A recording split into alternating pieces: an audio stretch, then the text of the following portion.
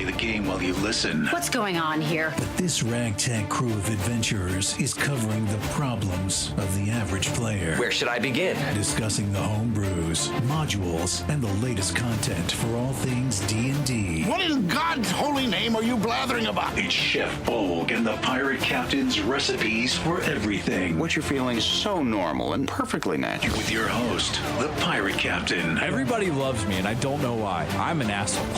I really am. The Pirate Captain is a dick. Chef Bolgg. Let me take a couple steps back so I can, really get this point across. It's bullshit! And Loke the Bard. Instead of making a deal with Cthulhu or, a greater devil, you found an imp who was willing to give you dark vision in exchange for a gallon of blood. With a little mayhem, mischief, and a bit of bardic charisma, it's time for the show. That's right. We're back at it, boys. Along with me mangy crew, the bestest buddies you could ever ask for, and Loke the Bard. Bolgg the Orc. Hey, that's me. Oh, not sounding so hot there, are you, buddy? No. I think the goblin I ate last night was diseased. Ooh, yeah. Told you Gotta we go should check out the cleric. You would think we may need to, but that's the last time we stop at Plague Island and pick up food. Service was nice, though. Oh, Loke the Bard. Hey, how's it going? Oh, what is happening, everybody? It is your lovable pirate captain. I am the pirate captain of Chef Bolgg and the Pirate Captain's recipes for everything. I almost said my radio name there. But we are a D&D podcast where you actually get to not watch us play the game and go, man, that would be cool if I could do that. No, we actually talk about the problems, the issues, the upcoming Unearthed Arcana, things that the average player sits here and talks about. And that's what we're bringing to you today. A new fun-filled episode. If you are a new listener and or subscriber, which you should totally do, you should definitely listen to us on Spotify, Apple Podcasts, Google, subscribe, hit the like button, anywhere you're doing that, even on YouTube. We have YouTube. It's easy to find us. All you got to do is just look up Chef Bolgg, Bolgg, or the Pirate Captain, that's me, and you'll be able to find us. You can also email us your issues, complaints, gripes, bitches, and mutiny requests. We do take mutiny requests, though they usually fall short. I gather them all up. I'm keeping them all. Yeah, it's we'll win one day. You will not. You can email your mutiny request to bolgandpc@gmail.com, and it's always that simple. Now that we've gotten the obligatory podcast stuff and YouTube, because we are on YouTube, I sometimes forget that we have a YouTube audience, and I appreciate every one of you who actually sticks it through to listen to what that dumb bard says, because I just don't get it. I don't understand his point of view. But we are going to roll through today's show. We got a great show planned for you today. We're going to be talking a lot of the new Unearthed Arcana stuff that's kind of coming out. Some of the changes that are happening. I like some of the stuff that's coming, but I'm hoping that I can maybe have you see it my way in this upcoming topic, because we're going to be talking about the Sorcerer and some of the changes to some of the spells. And maybe if we have time, we'll get into influence as an action, which I actually really like. I like the fact that influence is a action now, and it's not just like, oh, just make a persuasion check. So that's actually going to be a lot of fun. But the Sorcerer, before we get into these shows, we always sit here and we talk about things. And I have to say, the Sorcerer, I like some of the changes that are coming to the Sorcerer right now. Like, this is one of my favorite things that they've actually done with this new Unearthed Arcana now. And I know I keep saying that, but then they come out with some stuff that's good. And I like the Sorcerer. And then they take it away. Yeah, I'm waiting for him to take it away. I like the Sorcerer. I think it's a great class. I still think the best changes you could make to the Sorcerer right now would be to give it a Constitution spell cast modifier to make it unique and not charisma. Because just because you can talk and you can sound good doesn't make you a really good spellcaster unless you're like a bard. And I don't even get that for the Warlock either.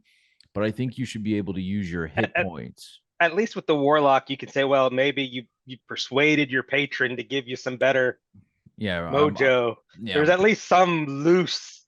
There is no interpretation where charisma applied to a sorcerer. I mean, some people are just born naturally good looking and talking, i.e. pirate captain-like people. But maybe, I don't know. But I think that a con-based wizard is the way to go. Like, make them con And I still think that their spell slot modifiers should be, or their spell slot should be like based on their health and take away from their health. Now, maybe reduce their healing a little bit, because I was listening to that episode a couple weeks ago and I was thinking about that. I was like, well, that may be a little bit even too powerful for my taste. But if you kind of modify how much healing they can take back between rest and stuff like that, like if you cast a level 1 spell, you take 1 health point away, you can't be restored to max health till a long rest. That was, we'll revisit that. We need to do an episode where we revisit old ideas. But this new spell, this new sorcerer that's coming through is actually kind of cool. There is one of my favorite types of spell of sorcerers that's gonna, I don't like an ability of it, but we'll get into that. And that is the wild magic sorcerer. I love the wild magic sorcerer. That is to me the essence of chaos, of just of nightmarish fun, not for the better lack of trying. Like, there is really good storytelling that can be done with these sorcerers, because when sorcerers, and for those of you who are listening for the first time, so, or may not know what the sorcerer class is in D&D, the sorcerer is innate abilities. All right, they're not like the wizard who has to learn, or the warlock or the cleric who get theirs from other beings, or the druids from nature, or the bards because they can just have a lot of sex. Yeah, that's really how the bards get theirs. But theirs is actually innate magical abilities. Like, they have these whether they're born with bloodline, they've been experimented on. This is usually one of my favorite stories to like when I create sorcerers. I love the experimented on things. It's just kind of like a fun thing. And the wild magic is definitely my top of the line favorite sorcerer. We'll get into the to that here in a bit. Let's go ahead and talk about the changes that have come in that have come out in the new Unearthed Arcana. Font of Magic no longer requires a bonus action to convert spell slots into sorcery points. I kind of like that because like things taking too many bonus actions like really clog up the turn. And I'm tired of everything. I think there needs to be more free action abilities, like minor abilities in the classes. And this goes for everyone. This isn't just for the sorcerer. This could go for the wizard, the bard, the barbarian, the cleric, all of them. They all need something more free action abilities that don't really take up a whole lot. Yeah, you're already managing a finite resource pool between your sorcerer points and your spell slots. There's already a limited amount. To take away another resource, one of your action economy steps to convert from one to the other, that's too much cost for too little effort, too little value. Yeah, I mean, and granted, what is a bonus? Like, you're at early levels, what is a bonus action? But once you get to higher levels and you like everything really counts. Because let's say you're, level probably 1 through 3, you're still kind of like fighting goblins or zombies or undead, versus levels like 10 through, let's say we're just going to use 10 through 13. You're kind of fighting more like top of the line creatures, beholders, and things like that, where every step counts. It's like in Baldur's Gate 3 when you're playing, because I know a lot of people who have started playing the game, who started playing Dungeons and Dragons because of Baldur's Gate 3. They have actually gotten more finite on what they do, on what their actions and everything mean because of that. So they can picture it better. Yeah, really great, a really good thing for Baldur's Gate 3 to help out with that. So now they're like, oh, well, I know it takes me this full action to go do this, but I also need to be able to do that, but in this, and you're taking it away just to restore magic and stuff like that, especially if you're in the middle. If you're in the middle of like maybe some downtime, granted a bonus action during downtime's not really, but I'm tired. Out of combat, it don't matter. In combat, and if you're down to the point where you're having to convert sorcery points to spell slots or vice versa, just to get your turn to do what you need to do to survive that combat, you don't need a handicap on top of that. Yeah. You're probably already in pretty rough shape. I think that that's going to be a great change, and I think that's we're going to see more. Hopefully, we're going to see more and more like that with these other classes. Because think about, I'm trying to think of a one off the top of my head that just require like an action that doesn't really that shouldn't really require like a bonus action. that we could probably just get rid of. Like I don't think Song of Rest is it, but there's something there. I'm exhausted. I'm dog tired. I've been running 3 days of straight work, so I wish I could think, but I'm glad that was a change that came out. Let me actually share the screen so the viewers can actually watch. They've been experimenting with that a lot throughout the play test as well. Yeah. Like when they first introduced the light weapon property, for example, where they were moving the offhand attack out of the bonus action into the light weapon property, so you would get that extra attack that you get from the offhand as part of your attack action, and therefore you would still have your bonus action to do, like specifically for like the rogue to hide or to do the things that make the rogue what the rogue is. So they've been experimenting with that throughout the playtest. That's also one of those changes that are, fundamental to the fabric of the system.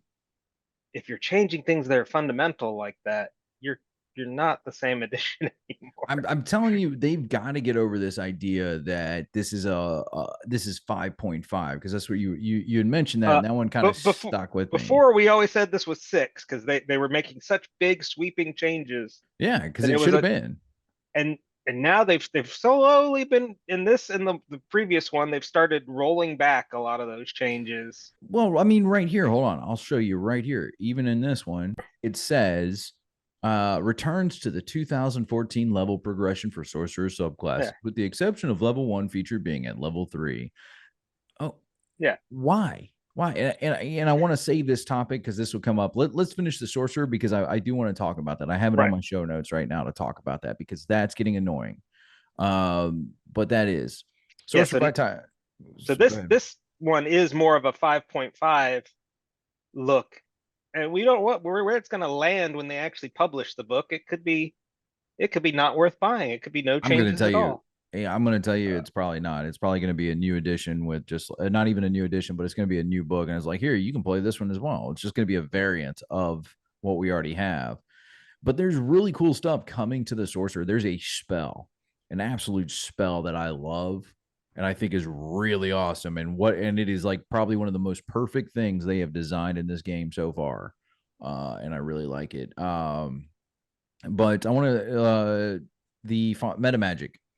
You were talking about this before the show with the barbarian, that not a lot of people know that the totem barbarian can add a new totem every time, and we're going to call it the totem barbarian. I know they're trying to get away from that, and I don't care. I think that's stupid, and I'm going to just leave that one there. And we'll that one's a PC name change entirely, and it's dumb. We're cultural appropriation. The Wild Heart. Okay, there are people that still believe in the Wild Heart too. Cultural appropriate. Shut up. You're never gonna win. Like, don't even try to make that argument. Just call it a totem barbarian. It's really cool. Like when you call it a totem barbarian, it really gives way into what it is. Like it's like the ancestral. I actually think of like the Mohawk, the actual Indian tribe, the Mohawk, who actually like carved totems and stuff like that. Like that was a big part of who they were. And that is. Well, also, totem isn't just a word associated with Native Americans. Totems are like everywhere. Like, so it's Buddhist, just Africa, Nordic. It's associated with spirituality and with contacting the ancestors, which is exactly what the barbarian paths are. Like, that path is about. Yeah.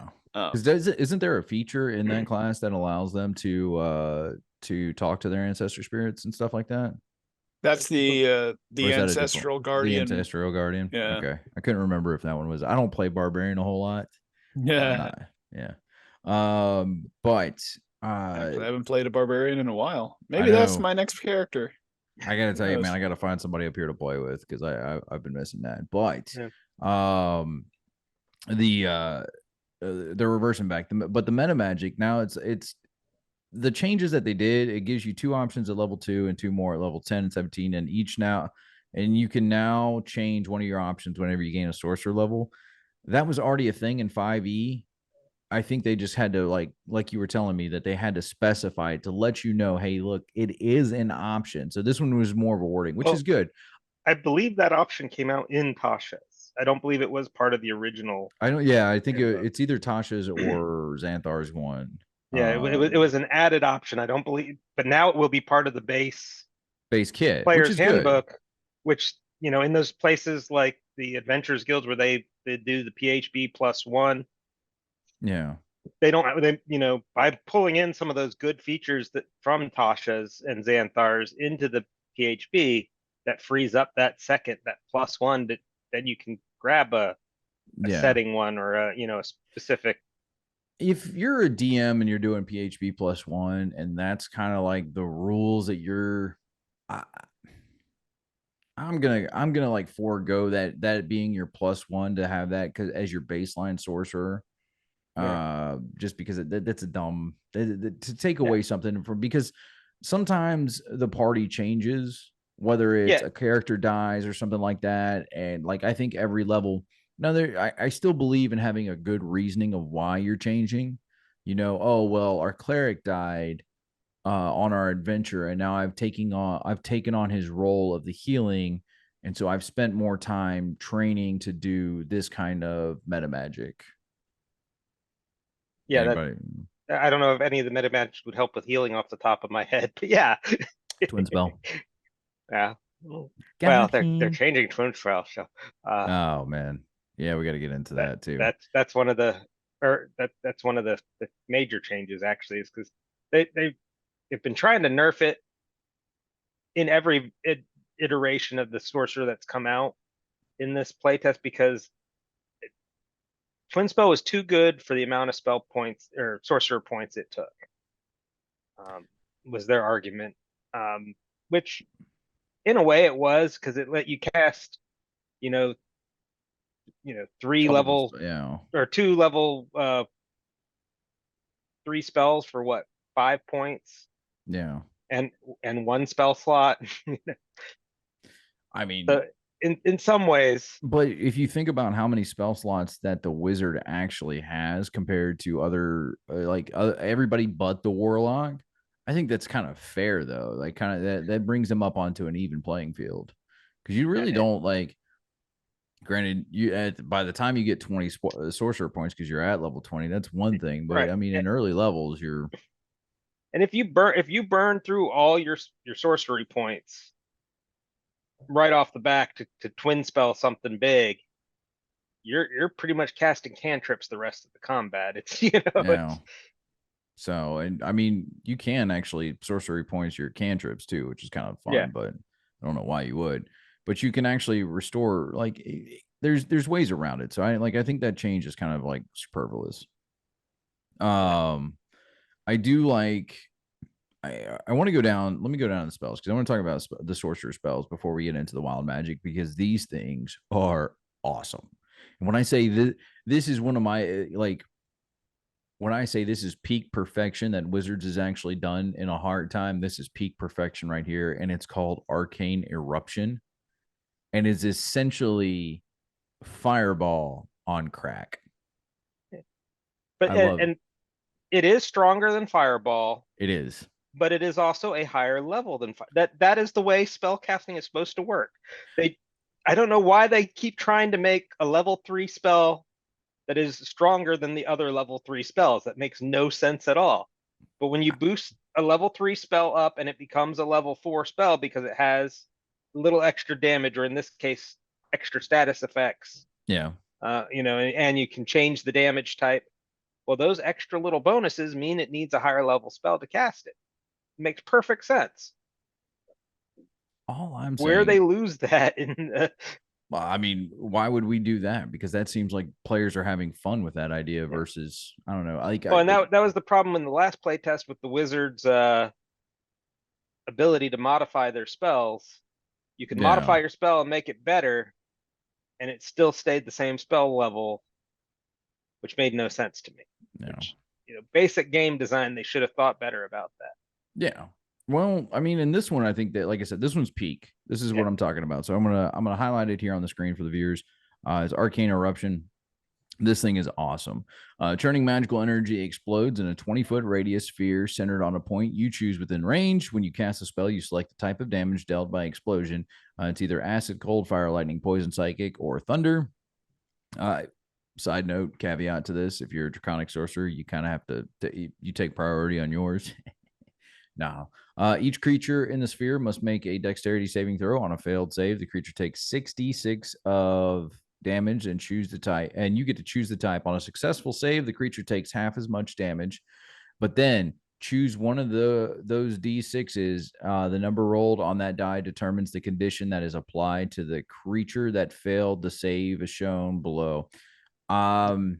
Here's my thing about this, and this is the only thing that I'm going to say. You have to like have a different d6 that's there that says, hey, this is the damage. So if you have like regular black and white die, and then you have like a red and black die, you say, hey, the red and black die is my additional effect, because there shouldn't be. See, I like that you can pick. I don't like. So if you roll a Yahtzee of all sixes, you're stuck with deafened. But if you've got 3 3s and a 2 and a 1, well, then you get to make the choice which, obviously if you get any of your sixes roll a 1, you're going to take the incapacitated. No, I think just having like, I guess it's probably going to be more of a DM's choice on that one. Yeah. Me as a DM, I'm going to tell you, hey, you got to like pick the die beforehand, like have a different die set out. Like even if it's not a damage die, I'm fine. Well, actually, no, it has to be one of the damage die, because I kind of like that. Yeah. Like it has to be in there. But it's really cool because then it has these additional effects. You could be incapacitated, blind, frightened, poisoned, charmed, or deafened, which I feel like there's more effects I could have had.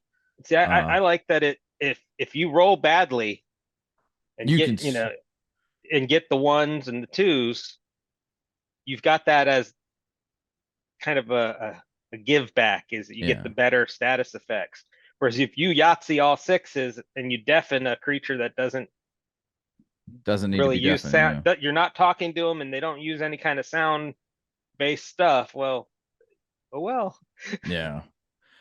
But that's really cool. Like that's peak perfection. Like when you're talking about a spell that like, hey, not only it's worth casting the spell, it's worth getting to be able to cast sorcerer level, 4th level sorcerer spells to be able to cast the spell, because this is going to be an awesome one. And this ain't a 1st or 2nd level spell. This is this is 4th. By 4th level, that's a pretty high level spell for most gameplay. A lot of people will never get past being able to cast 4th level spells. What's that, 8th, 9th level off the top of my head? I couldn't tell you right off, man. I'm that exhausted. I mean, Baldur's Gate doesn't even get past 12th. So yeah. So, and I think you only get 6th level spells with them. So, which thank you, Baldur's Gate 2, for letting me get to 20. 5th level spells are 9th level for sorcerers. Yeah. According to the chart that's on, if you just scrolled up half a page. Yeah. That's 9th level. I'm getting ready for average campaigns done by 12. So go for it. I'm sorry. This is pretty much as strong as most player characters are ever going to be able to cast. Yeah. So it's to have it be powerful. It should be powerful. It should feel like when you're casting a 4th level spell, you should feel it like deep down versus like any, like if you casted like Fireball at level 20 at its base form at level 3, you're not really feeling that powerful. But if you cast it at like the full 9th level version of Fireball, it's almost like you set off a small nuclear reactor on top of a boss. Like that's the idea. This one, when you put it out at like its highest level, it's going to be felt. Imagine twin spelling that at level 9. Oh my God, that's going to be like awesome. Yeah, well, the new twin spell, you won't be able to do that. We still got to get into that. But I want to talk about one more spell, and then we'll get up in there and we'll talk about the twin spell and the wild magic. I got to talk about this. I think each class deserves its own unique cantrip that cannot be taken by other classes, and this is one of them right here. This is really cool. It's better than it was in the last version, because in the last version it was a D6 instead of a D8. It's still a little on the weak side. But they make up for that in the laws of probability, which is what is great about sorcerers, is the laws of probability. because you can. This is Sorcerer's Burst. Now, this is this cantrip, and I'm telling you, each spell casting class needs its own, like, nobody else can cast this but us cantrip. You cast Sorcerer's Energy at one creature or object within range. Make a range attack roll against the target. On a hit, the target takes 1d8 damage. If you roll an 8 for the d8 for the spell, you get to roll another d8 and add it to the damage. Whenever you cast a spell, the maximum number of d8s you can add is equal to your spell casting modifier. So it gets better, obviously, as it goes. And if you're freaking Mr. Lucky, oh man, that would be super. Yeah, the average damage this does is going to be less than a firebolt. But it does have a higher potential. Actually, it has no. Well, it does have a maximum because they cap it at your spellcasting modifier, which I think is unnecessary. The odds, like, think of Yahtzee, the odds of rolling 6 of the same, 6 8s in a row is astronomically small. And I think if a player character pulls it off, give them the 9th roll. What's it really going to hurt? I like this too. You can choose the damage type each time you cast a spell. Which to me, I think that if you re-roll it, you can change the damage on it. Like, that would be the only like modifier I would make to this, is every time let's say you hit an 8 and you cast acid the first time, then you can cast lightning the second time, or you can cast psychic the third time, so on and so forth. And that would be the only modifier I would add into this. Anybody disagree with that? I think it'd be more fun that it automatically required you to change. Each exploding dice changes the damage type. Oh, that would be cool. Because that would go with the wild mage or wild sorcerer flavor. The only thing is there's only like 7 types of damage there, so you can't even like kind of re-roll it. So because I think you should be able to like roll it too, kind of do like how they did the burst, the arcane eruption spell. Yeah, and kind of like what you roll is what kind of damage it'll do. So if they could come up with like one more type of damage to add in there, well, I didn't see force in there. So yeah, you could add force, and there you go. Like, I think that would be awesome. Yeah. But like the sorcerer is actually coming along pretty well. Like, pretty well. Granted, we're going to get to some of the stuff that it needs to fix. So let's go ahead and talk about the sorceries points.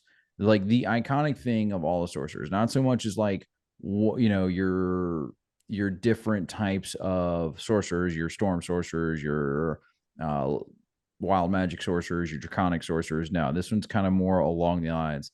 And since you already mentioned it, let's go ahead and take a look at Twin Spell. I'm going to share the screen again. So Twin Spell.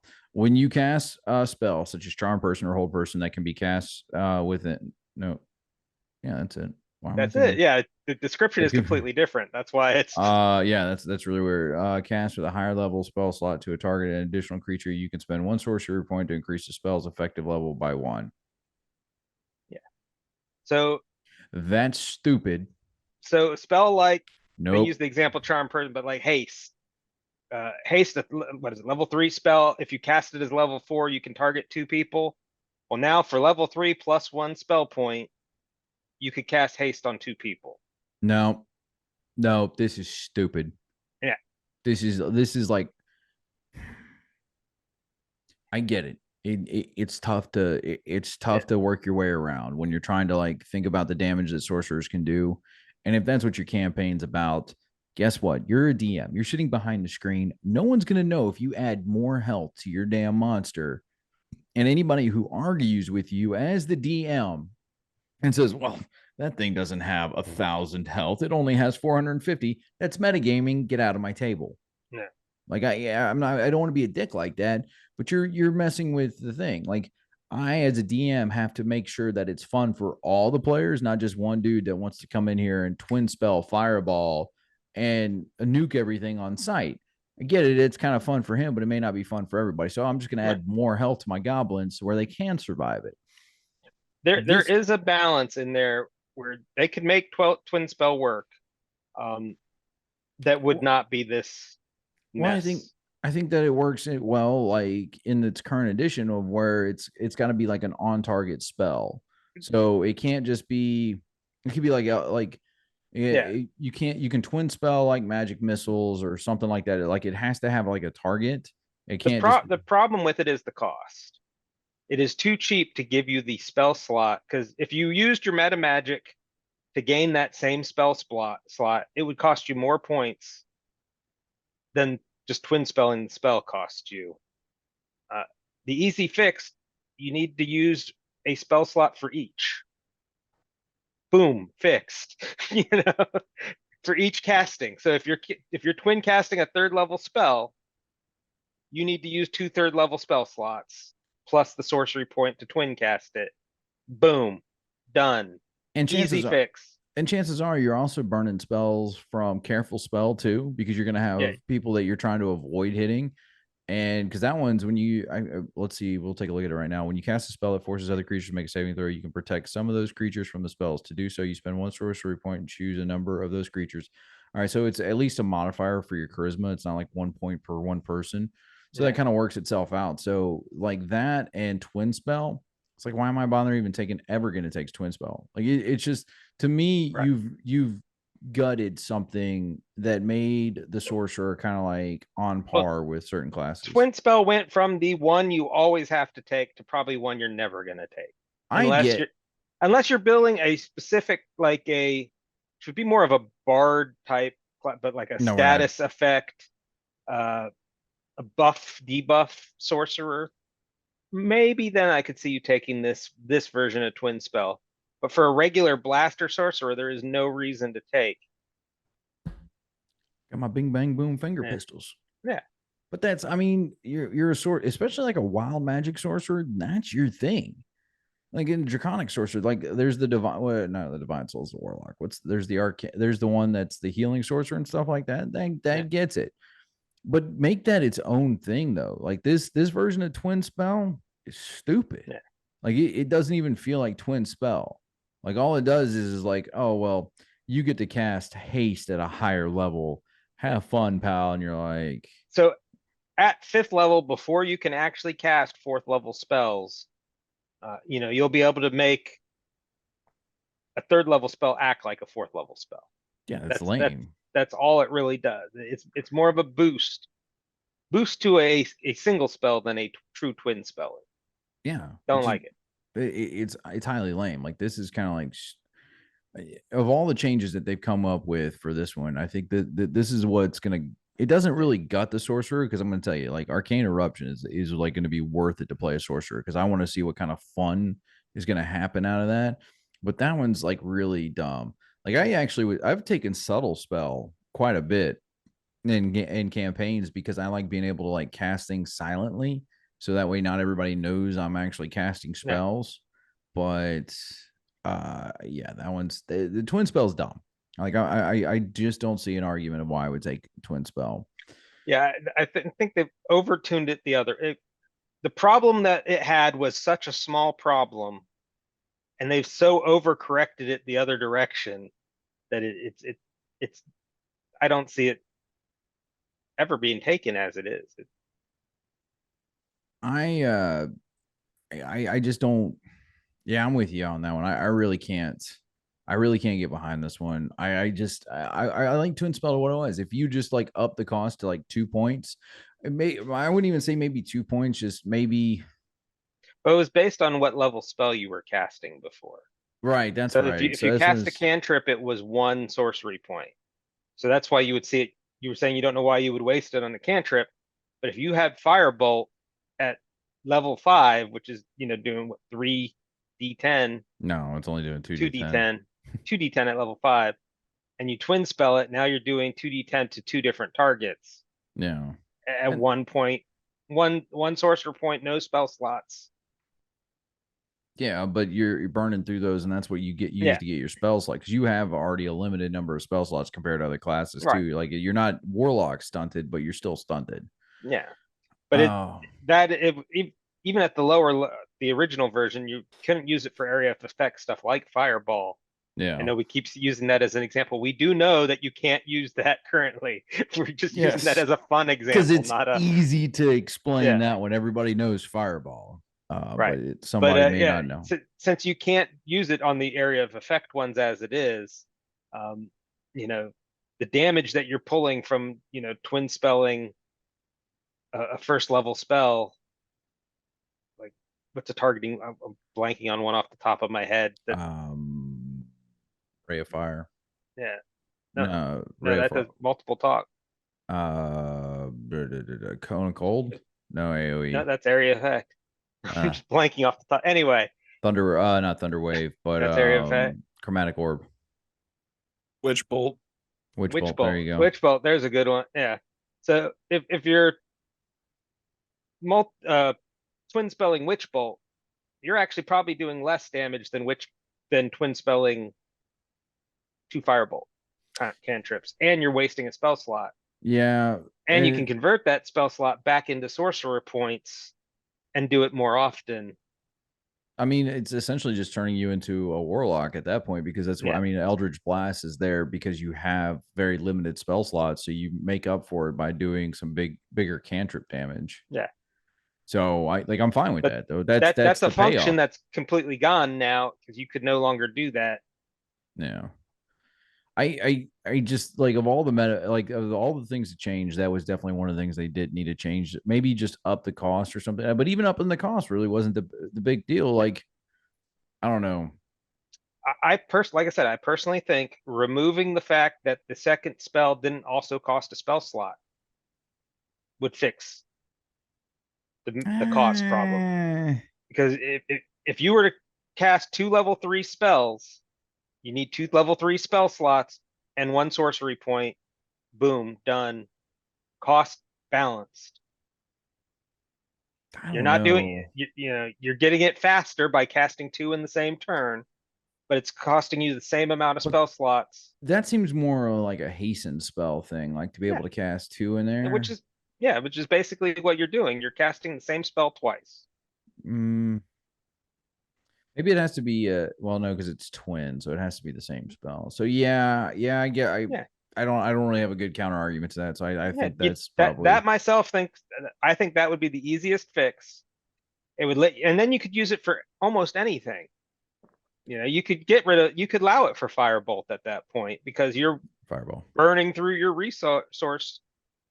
At 2/3 level spells, that's a good chunk of your daily casting limit. As long as the sorcery point cost stays the same, because I'm thinking about that. Well, I'm saying drop it to 1 sorcery point period, regardless. Right. Yeah, that one I could see. That one's pretty good. That's a trade-off that I think is plus or minus in a good way, not plus or minus in a bad way. Because a lot of these changes have been minus in a way bad way, where we're eradicating the things that they were actually making good, as they're trying to revert it back to 5.0, essentially. Why I don't even know why they're putting this out if they're changing that. I do want to move on and talk about one of my favorite sorcerers, the best sorcerer of all, and the wild magic. And I'm going to tell you, here's what I hate about what they're doing to the wild magic. First off, I don't like this. Wild magic surge no longer requires DM permission. Well, sorry, no, I do like that. The DM doesn't need permission. Maybe I'm not understanding this, but I think the DM should be able to call a wild magic surge. When you're playing in a campaign with a DM who you're a wild mage and your DM never makes you wild surge. You're getting all the benefits without what's the point to being a wild mage? So this at least lets you choose. I'm going to surge this time and take that chance because about a third of the list is good, about a third of the list is bad, and about a third of the list is neutral. So there's the chance that you're going to get some kind of heightened benefit when you surge. So you're taking that chance. I think, and this is my argument, this is how I do wild magic. First off, it is a % chance per spell cast level. So if you cast a 6th level spell, you have a 60% chance to do a wild magic surge. So if you would roll a D100 and on 60 or below, you would get a wild magic surge. And every time that you don't get a wild magic surge, it increases that level by 10%. So let's say we'll make it easier now. Just do basic math. So you cast it at the first level. All right, it's 10% chance. The second time you cast a first level spell, now it's a 20% chance because you didn't get it on the first one. You rolled a 91, so you didn't get it. All right, but now you got it. You did it again. You got an 82. You got 91 again, just for the sake of this dumb argument. But it keeps progressively getting harder as you cast spells. One, it guarantees you that you are going to be affected, because that's the big thing you've always said in this, is that like at some point, the law of averages states that you will do something with wild magic that is either detrimental or whatever. That's just the way it works. Yeah, it kind of like builds up into it. I don't think if you're truly rolling random dice and you roll it 100 times, chances are you're going to hit most of those. Yeah. On the 100 slot chart. I mean, and some of them, like I said, about a third are good, about a third are bad. Although the bad ones are not really that. I mean, there's one or two on there that are really bad, like, where you center a fireball on yourself. I cast careful there's not a lot of them. Yeah. There are ways that you could mitigate. You better hope you're a level 2 by the time you catch it. By the time you hit that wild. If you're a wild mage who's prone to, surges, don't stand in the center of the party. Hi guys, this is great. You know what? I think we really need a gust of wind. See, I don't know if people would consider me a jerk about it or their hero, because I make anytime a wild mage sorcerer casts a spell above that's not a cantrip, I make them roll on the wild surge table. Because if you're playing a wild mage, you have no control over your magic. Every time you cast a real spell, you're surging. I like to make it wild though, and that's why I like to give them that % chance. Yeah. So every time you roll, well, the wildness comes in whether that's good or bad. No, see, like that one, but there's like beneficial effects too that could and yet again, law of averages, but you could end up having like an entire boss fight just kind of like be done because you just kind of like got lucky with the wild magic, versus like you don't know. Not only do you not know if it's going to happen, but now that if it's going to happen, that it's also going to be good or bad. So I'm kind of in that line of, hey, look, it's a chance on a chance on a chance. And then the chance just gets harder and harder as you build up these chaotic energies. What I don't like is it's now level 3. Like it doesn't start at level 1, which is dumb. Like you are a wild magic sorcerer starting out at, like, sorcerers should have like something from their all this stuff now starts at level 3, and that's dumb because that goes back to where they're putting all subclasses at level 3, even when they don't make sense, like the sorcerer and the warlock. Yeah. Like I have to wait 3 levels to be able to talk to my patron. That's really dumb. So that's like the one, like something else that I'm not like too jonesing on with this wild magic. And it's all just with the first one. I do like the Tides of Chaos though. It's now guaranteed to give you a roll of wild magic on the surge table. That's awesome. Like that is like one of, like, I think that's hilarious. Like I'm going to try and bend chaos into my favor. Well, chaos is like might as well be a deity because it doesn't like to be fucked with. So it's like, all right, we're gonna fuck with you back. So I like that. Yeah. Bend luck. I'm glad that it cost 1 sorcery point instead of 2. That just wasn't like, it wasn't really worth it. Like, why am I burning extra things that I need to like really bend luck? But I tell you the one thing that one thing that doesn't seem to be worth it, and it's wild bombardment. Yeah.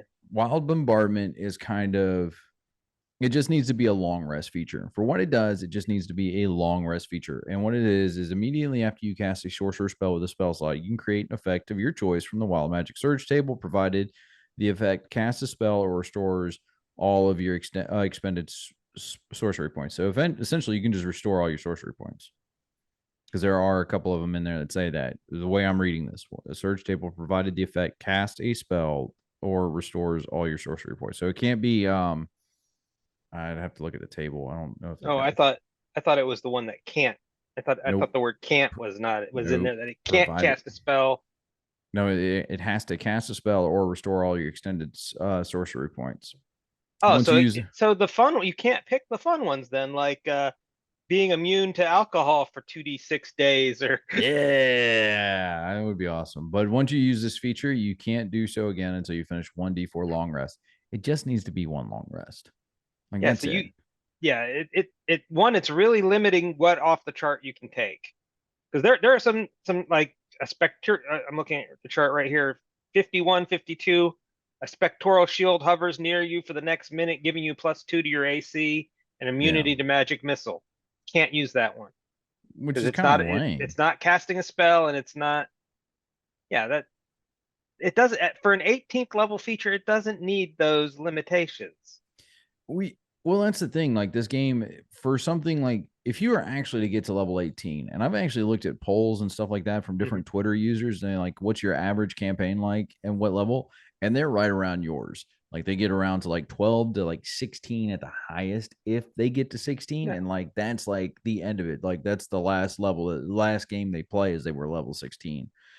But now, so like if you can actually make it to level 18, like the 10 campaigns we've played together, would we hit 20 twice? I don't even think we hit twice. I think we hit it once. Man, that feels good. Yeah. So like I said, I plan out my campaigns to reach level 20. Either stuff happens and the party blows up the world, or maybe a TPK or something. But I mean, we did our best not to blow up the world multiple times. I don't see. Some people intentionally blow up. You light one bomb and didn't know it was supposed to be a nuclear devastation weapon. Is it intentional, like wanting to blow up the world? If all you want to do is destroy the army, and if blowing up the world is a side effect, you don't care because you're dead anyway. I mean, a bomb big enough to blow evil, up, but okay. I just. And this will get into us in our final topic too, which is kind of like where Wizards is going with this. Like I don't think they understand what players like. By that time, you're not god tier level characters, but people around the world know who you are. Yeah. Like you are like when you walk in, people are like, yeah, you don't mess with that guy. Like his thought's gonna blow you up. It's like meeting the villain, the end villain in an anime in the first episode. You're like, oh, that guy's bad. Don't fucks with him right now. And we're not getting that with some of these changes. The fact that they're reverting it closer and closer back to 5, that it's just going to be a book that you can bring to the table. This is your +1 book right here, and it's not even a good +1 book because some of the it would replace the PHB. It would be the moment you replace the PHB, it's over. Like that's it. This is a new edition. When you replace the PHB, it's over. That's a whole new edition because this is a whole new set of rules. How are you supposed to play this version of the Sorcerer and the old Sorcerer? Because the old Sorcerer, because now think about this, the old rules still apply. They've said that the old rules still apply. Well, I'm going to use the twin spell from the old book. Yeah, I'm going to use the old Sorcerer version from the old book that has wild magic at the beginning, that has clerics at the beginning and warlocks at the beginning. Like that's the thing that they're not like. I don't know where Wizards is like losing their mind on this one and where the thought's going on there, but they need to sit back. I don't know, maybe go actually talk to people who play the game and listen to them. This has been my issue with like Blizzard and all these other game developers that have been trying to do this. They sit there and, well, we think this is what the players want. Here's the list right here. I know people really can't see it because my photo thing is right there, but here's the list right here. This is what we want. Can you make this happen? Well, we could, but that's not what you want. This is what we think you want. And it's this whole list of things is like, that's nothing that we've ever wanted ever. All right. The same, like I said, Blizzard's done it. I'm just very familiar with Blizzard games. Larian did it right. When Larian did Baldur's Gate 3, they were like, oh, well, this is what players want. So let's just do that. And that's why Larian did so well with Baldur's Gate 3 versus every other game. And now every other game is mad because they can't sit out here and put in the same kind of content because it's like, well, our investors and stuff like that. Just do it. I'm telling you, if you would just do what the players want instead of what you think the players want, your games would start selling out amazingly. And nobody's able to prove this argument to me wrong. I don't know why the only people who are shilling against Larian right now are game developers because they're mad because they got called out. because they got called out. They got the ball got put in their court. And now if Wizards doesn't take this opportunity right now, this opportunity to sit here and go, well, okay, let's see what the players want. Go read the D&D forums on Reddit. And it's got a whole list of things of like, man, this has really sucked. How many freaking homebrew rules do we have to do to correct the stuff that you could just put into your game? The idea of reverting this back to a whole new edition, to a whole, like, would have been great. We could start from square one again. And some of the changes that they had in this were really good. They needed to be dialed in. And the players said, hey, look, let's dial this in. So what did they do? They dialed it in. And it was good. We were like, you can go back and listen to a bunch of our other episodes where we said, hey, look, this is a really good change. I really like this. But now we're getting to the point that they're not listening to us again. They're doing what they think they want because, oh, well, it'll just sell money. You're not going to make any money because no one's going to want to buy this. No one's going to want to buy a book and have to sit there. As a DM, this is going to be miserable because you're going to have two players that show up. And one's going to be, I want to play the Sorcerer from 5.0. Well, I want to play the Sorcerer from 5.5. Are you going to sit there and you're now going to have to pick between those two players and say, well, one of you is going to have a good time and one of you is going to have a bad time. No good DM, no DM worth his salt, because DMs, we don't do this for ourselves. We do it for the players. No DM worth his salt is going to want to sit there and have somebody pick from that. That is miserable. Tell us how you really feel. Yeah. Well, and if you are nerfing things and fixing things in this new book, like changing the way spells work, changing the way meta magic works, you can't play with that book and the other book. Yeah, which is their whole concept around this right now is well, we want you to be able to play the thing that you like. Yeah. Shut up and make a decision. All right. Be the adult. Like, they're making the players do the dirty work. And that's what I hate, is instead of actually just doing the work themselves and saying, hey, look, this is just going to be a new edition. We're excited about the changes that are coming. They're going to go, well, we don't want them to not like us. So we're going to make DM making you buy the new book. Exactly. Well, hell, even with, if you're looking at this like it's Baldur's Gate 3, I mean, when you release patch notes and a patch for Baldur's Gate 3, those supersede what came before. You can't go back to an old patch. It's loaded, it's installed. Yeah. You have to use that new stuff. Yeah. But it's the difference between Baldur's Gate 2 and Baldur's Gate 3 is that there's an entirely new system in place. If you're going to say, hey, this is going to be, the new way to play D&D, then just release 6th edition. Yeah. And it's not like any of us have sat here and said this would be bad. Like, this is completely bad. You should only be playing 5. We've actually been very accepting of some of the changes that have come through here. But recently, this whole thing of we're just going to keep dialing it back to like 5. Nobody's going to want to buy this book. But it's going to become, I guarantee this is what happened. Mark this down right now in this episode. If you're listening right here, timestamp this. I'm going to tell you, it's going to come out. They're going to release this book right now. No one's going to buy it. And then they're going to blame the players. Yeah. Players just don't like it. They just don't know what they have. Guarantee it. How much you want to bet? How much do you want to bet right now? In any sense, it's going to be the player's fault because no one wants to buy this garbage that they're trying to put out right now. Yeah. And they're misanalyzing some of the feedback that they are getting when you hear them talk about how, they didn't like the way that we changed wild shape, so we're going to go back to the way. No, it's not that they didn't like the way the one you put in there worked. Doesn't mean they don't want you to fix wild shape. Yeah. It means that they didn't like the way you tried your first draft. They didn't like the way you tried. Try another draft.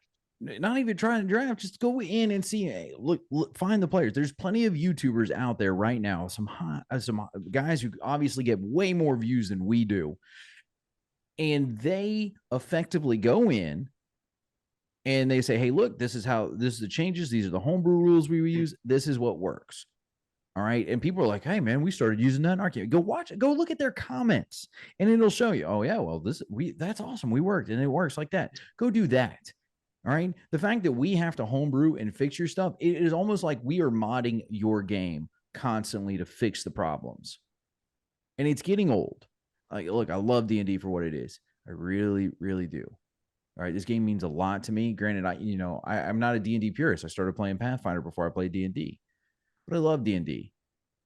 But it's getting to the point where they're releasing these things now that it's just getting more, and like, just listen to the players. It's not hard. It's quit saying you think. All right. I hear that all the time in all these interviews from a lot of developers, whether it's video games, whether it's tabletop games, whether it's anything. Well, we think you want to. I hear that in the Army. Oh my God. You want to know how annoying it is to hear that in the Army? Well, we think this is what soldiers want. Really? Have you actually spent 5 seconds with a soldier out in the field? That is not what they want. Quit thinking. Go ask. Start asking the players, what do you want? All right. Yeah, and the surveys that they're asking aren't giving. They're not set up to give real feedback. It's the sliding scale that they're using on everything to put it into a quantifiable number, instead of actually, what about this is good and what about this is bad. How would you go in, and how would you change this to work? That is like the question that after every one of these classes, let's go in here. Hold on. I got to share the screen real quick. Hold on. All righty, let's do this. And these surveys, because they're doing such large packages. I mean, this one's now 54 pages.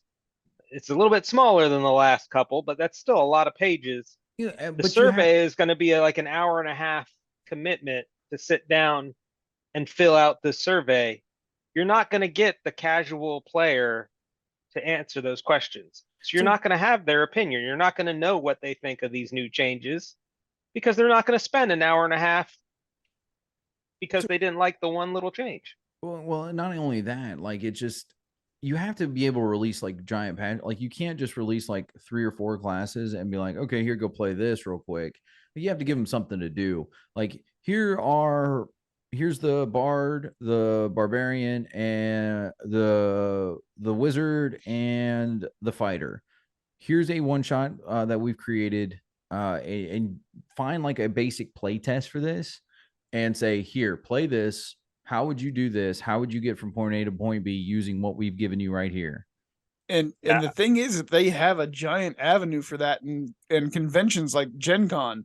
Oh, absolutely. Just give them all the rules you've compiled and say, here's an adventure, play it, tell us what you think. And they'll get actual players, people in the industry who are actual players, and they will get legitimate feedback, not do the Bethesda route and give us Skyrim over and over again. Oh dear Jesus, with that too. I can't believe I didn't use Skyrim as an example, because but look, here's what happens. Look, you give us the sorcerer. I've got this up on the screen over here. So if you're looking at the screen right now, for those of you in audio world right now, I have the sorcerer's page pulled up. And if I scroll down, let's say, all right, I'm going through this, I get all the way to, at the bottom of these pages should be a notes section. What did you like? What did you not like? How would you make this better? It's almost maybe I should go try and apply to work for Wizards and help them with this, and just bring in the Army AAR version of it, of I need 3 up, 3 bound. I hate that version of the AAR, but oh my God, would that be so much better? Well, that would require people to actually, use old school marketing techniques instead of the quantifiable number bullshit that everybody loves. I'm just, it's just getting old. It's getting old, because some of these changes I was excited about and I was loving what they were doing. And now every time I look through this, every one of these classes has something that reverts it back to its 2014 version. Every one of them. And that's annoying. So why am I even bothering to pick this up? You want me to buy this book? You have not given me anything worth selling to buy this book of why I would do it at all. I would refuse to buy this book because of what you've done. If you were released it just as a new edition, I'd be more happy to buy this book. I'd be like, oh yeah, this is going to be awesome. All these changes are really good. We're going to play the new 6th edition. But what they're going to do is add all of the, Adventure Guild League official sanctioned stuff. This is going to be the only allowed player's handbook. Pack sand. That's what I'm going to tell you. Yeah, and so that'll get those people will be forced to convert, and that's what they'll learn playing. And so then when even if they're not playing there, slowly over time, it's gonna, and they'll stop publishing the 2014 version, so you won't be able to get it except in used bookstores. And slowly everybody's going to convert over, and at some point you'll hit that tipping point where it's like, well, if I want to play, this group is playing this version, I guess I got to get the book for this version. And people wonder why Paizo's is still selling good stuff. It's still selling out. Yeah. Like I was talking to my friends over at Dark Old Games here in Eaton, Ohio, and he was like, for a while it was harder to keep Pathfinder stuff on the shelves than it was D&D. He's like, it was like one of the first times I've ever saw it. He's not even a D&D fan. He likes some other, there's a mech game from back in like the early 80s that he loves playing versus playing D&D. And he's like, I've never seen it like that though until recently. Paizo's is selling out with Pathfinder because the changes, the changes that they're making, like it's good changes. So I've started playing a couple of games during the week. I play a cyberpunk game, which is fun as hell. It's completely different. It's a lot of different rules, but there are like with Dungeons and Dragons, more and more games are getting those apps to help you, do this stuff. And I play a Marvel game, and let me tell you, the ones who did it right were Marvel. They released the entire book as a playtest for $10, and they play tested it, got actual feedback from players, and then release the full book for $30. Yeah. And that's maybe the way to do it. Maybe that's what Wizards should do. $10, you get to try all this out. I still think that it absolutely needs like that little caveat, like here at the bottom. What did you like? And there's some things like, to know how much this twin spell is going to affect your gameplay, you need the full sorcerer spell list. We don't have any of the full spell list yet. No. We don't have rules. So how many because they're obviously changing the way some of these spells work. What if you can't upcast haste anymore? What if you can't upcast fly anymore? Yeah. Is then twin spell is even worse. Now if you could upcast Witch Bolt, where instead of doing additional damage, it now has additional targets. Well, now that you can use it with the new twin spell. Well, that completely changes the value of that twin spell that you can't really evaluate without that added knowledge. And here's to the actual defense of Wizards on this one. And this would be the last time we're going to close out the show, but here's the defense of that one. It's hard to release all the martial classes that have no spell castings and say, go play this without actually having a way to like heal. And like, granted, you can do a non-magic campaign, but it's kind of hard because you want to also see how it interacts with the others. But they should have left the spells alone, first off, and redesign the classes. Right. And I think that's what they were trying to do. But then they realized that, hey, look, some of these features kind of break the current versions of these spells, so we've got to rechange what we're doing over here a little bit. So in the defense of Wizards, I will give you the benefit of the doubt on this one. Do not let me down, Wizards. Please don't let me down on this one. You've done it already enough. But at the same time, I would have gone a different way. I would have released pure martial classes first, the ones that have no spell casting at all. But every class has spell casting now. Well, I know it's stupid, and there are subclasses in the fighter that has spell, but like I would gone fighter, barbarian, and rogue, and left off and not done the Eldritch Knight, the I'm blanking on the arcane trickster, and what if there's not really a spell. There's not a spell casting. Per se, barbarian. They have spell-like abilities, but they don't.